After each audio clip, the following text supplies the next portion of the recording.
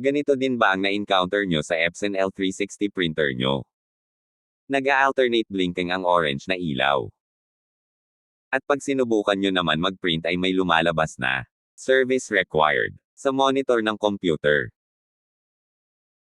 Ang ibig sabihin lamang nito ay na-reach na niya ang number of printout. Kaya kailangan na i-reset ang page counter ng printer.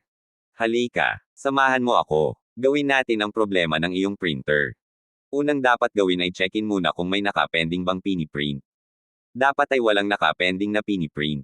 Dahil hindi gagana ang adjustment program kapag merong naka-pending. Kung nasigurado na walang naka-pending, maaari na nating umpisahan ang pag-reset.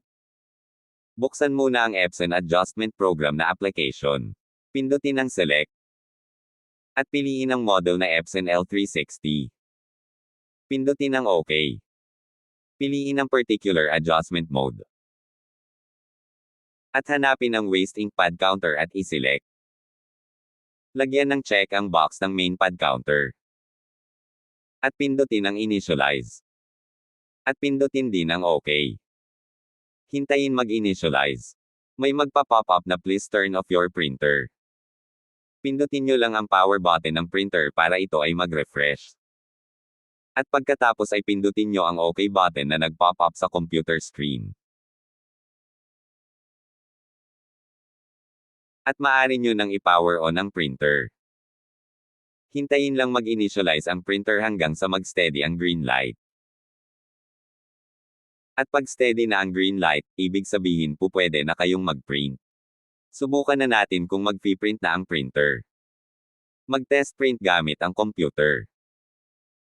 Lagyan ng malinis na bond paper ang printer. Hintayin lang hanggang sa mag-print.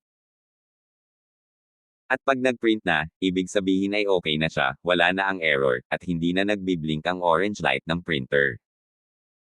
Na-reset na natin ang page counter ng Epson L360. Sana ay natulungan ko kayo sa problema ng inyong printer. Panoorin ang iba pang video na maaring makatulong sa mga suliran ninyo sa inyong printer. Don't forget to subscribe and share. Thanks!